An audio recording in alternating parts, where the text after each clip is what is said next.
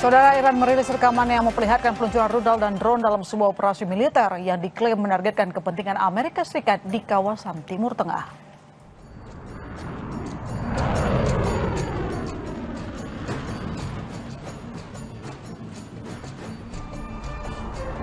Tayangan itu menampilkan sejumlah rudal yang diluncurkan secara bergelombang dari peluncur bergerak di beberapa lokasi yang tidak diungkap secara rinci. Pemerintah Iran menyebut serangan tersebut merupakan bagian dari operasi militer yang menyasar fasilitas serta kepentingan militer Amerika Serikat di kawasan Teluk dan Timur Tengah.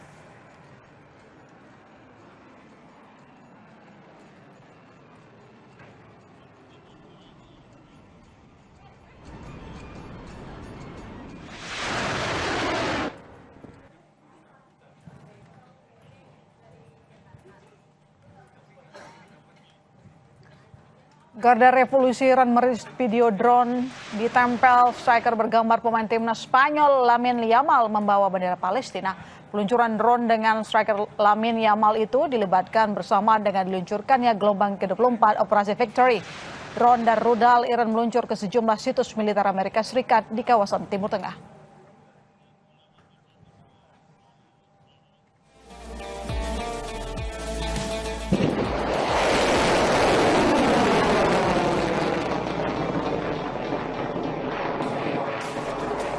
Militer Iran IRGC mengerahkan serangan drone dan rudal ke titik aset militer Amerika Serikat yang baru. Drone Nashar 2 disusul rudal balistik khas Qasem dengan hulu ledak berbeda diklaim menjadi kejutan dari Iran.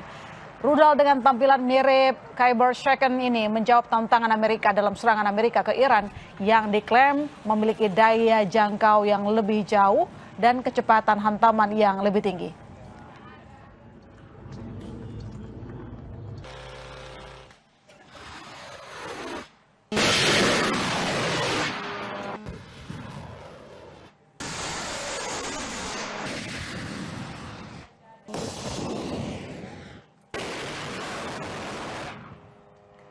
Sementara itu, serangan tahap 21 operasi Thunderbolt dari Angkatan Darat Iran menyasar pangkalan utama Amerika di Kuwait Al-Doha.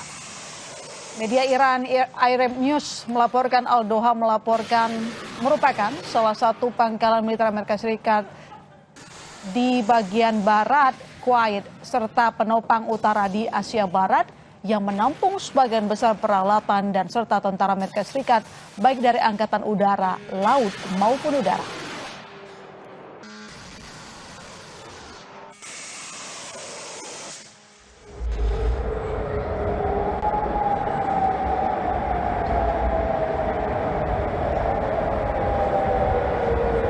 Suara sirine terdengar di Amman, Yordania pada hari Senin ketika Iran melancarkan serangan terhadap sekutu Amerika.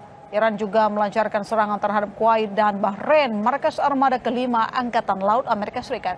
Angkatan bersenjata Yordania mengatakan telah mencegat dan menembak jatuh 3 rudal Iran hingga tidak ada kerusakan material atau korban jiwa. Militer Amerika Serikat mengidentifikasi 2 tentara yang tewas di Yordania dalam serangan yang menyebabkan 1 orang lainnya hilang.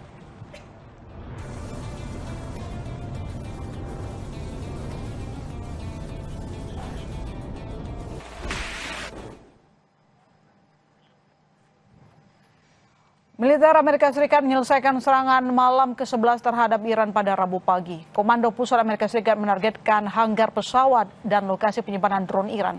Serangan terbaru ini terjadi setelah Presiden Donald Trump mengisyaratkan bahwa serangan akan diidentifikasi. Dengan negosiasi dan pengirim melalui Selat Hormuz yang sebagian besar terhenti, kedua belah pihak berupaya mendapatkan pengaruh dengan menargetkan infrastruktur sipil.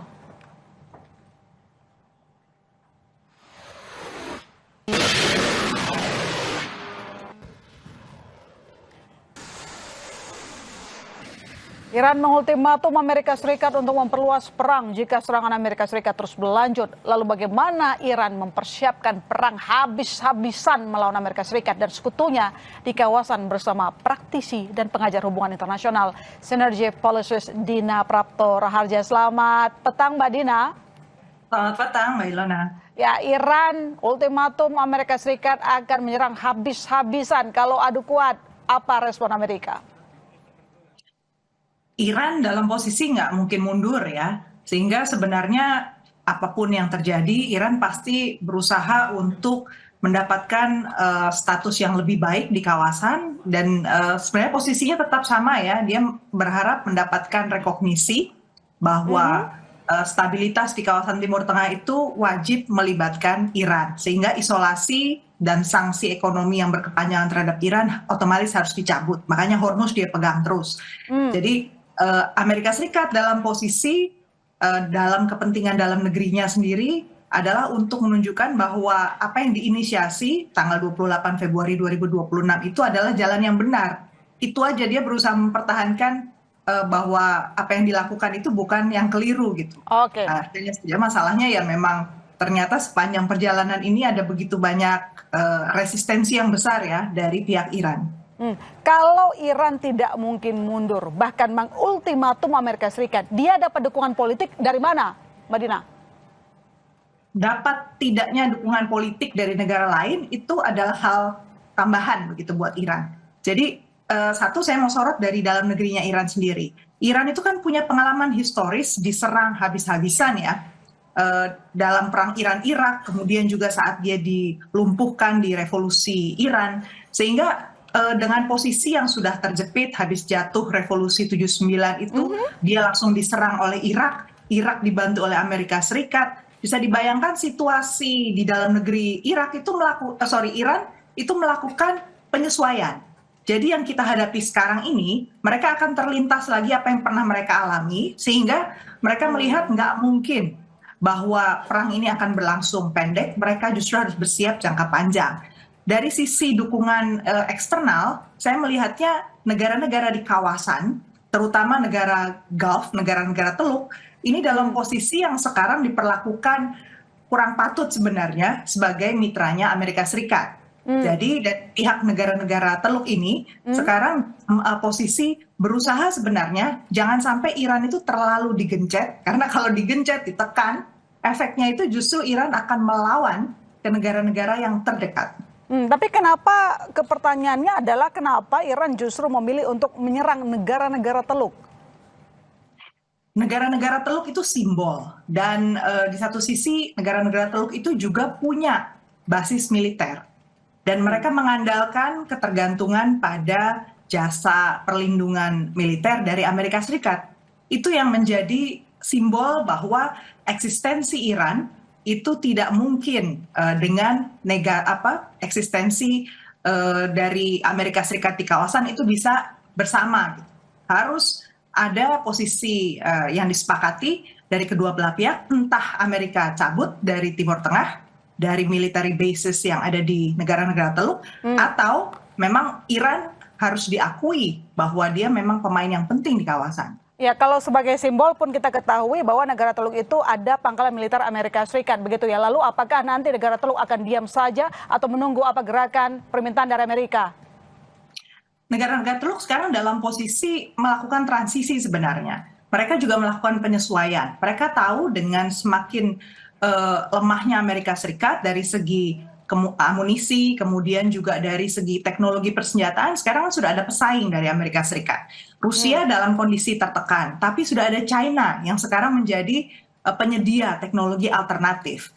Sebenarnya kerjasama Iran dengan China, kemudian Saudi Arabia dengan China, bahkan India dengan Pakistan dengan China itu kan sudah berkembang. Artinya pemain alternatif dari Amerika Serikat itu ada. Hanya saja proses penyesuaian sehingga semua bisa berpindah ke jalur kerjasama yang lebih luas dengan China itu masih butuh waktu. Nah itu yang juga akhirnya ada negosiasi sama Amerika Serikat lah. Cuman Amerika Serikat ini negosiasinya lewat senjata. Ada opsi lain sebenarnya bagi Iran misalnya untuk melakukan penyerangan militer Amerika Serikat yang melakukan blokade. Kenapa bukan langkah itu yang diambil?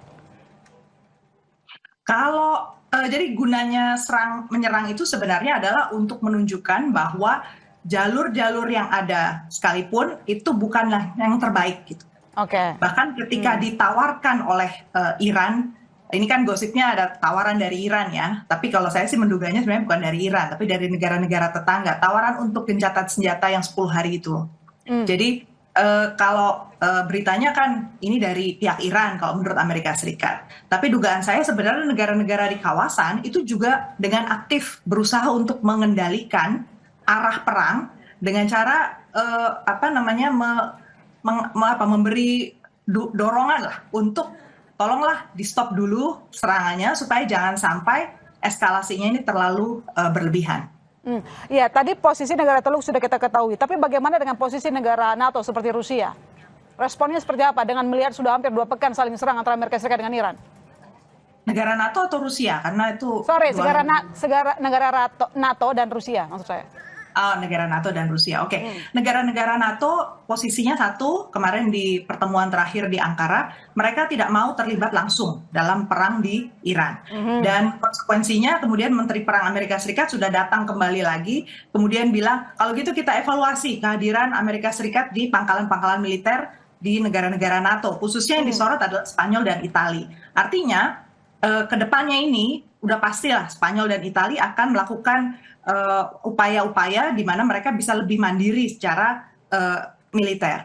Dari segi Rusia, kita lihat bahwa pertemuan terakhir di Ankara itu menunjukkan militerisasi yang lebih tinggi, anggaran pertahanan, bahkan ada bank multilateral yang diciptakan oleh negara-negara NATO bersama dengan Kanada untuk membiayai pengembangan senjata-senjata presisi jarak jauh.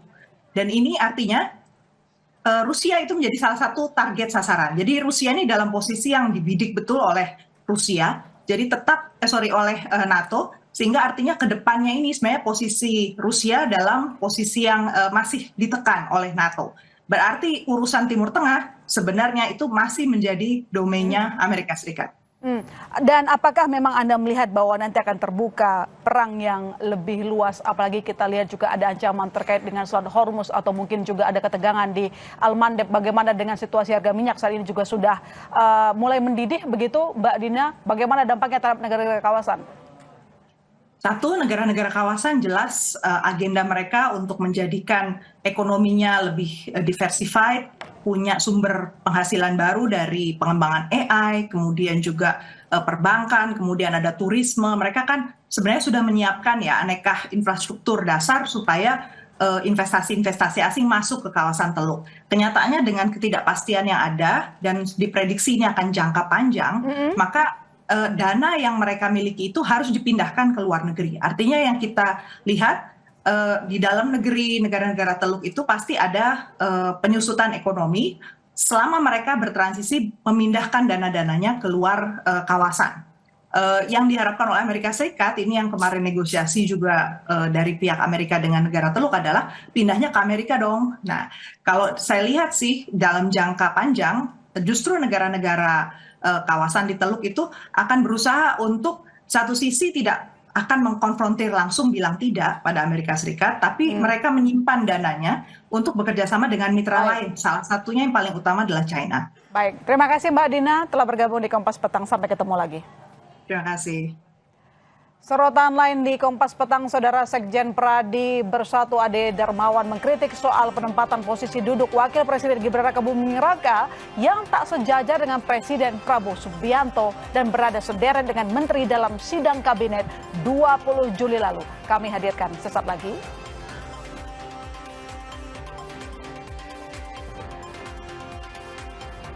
Kompas Petang juga menyoroti kebakaran melanda kawasan pasar tradisional Kayu Tanam, Kabupaten Padang, Pariaman, Sumatera Barat. Akibat insiden tersebut, belasan kios hangus terbakar dan tidak bisa lagi digunakan. Tetap bersama kami di Kompas Petang.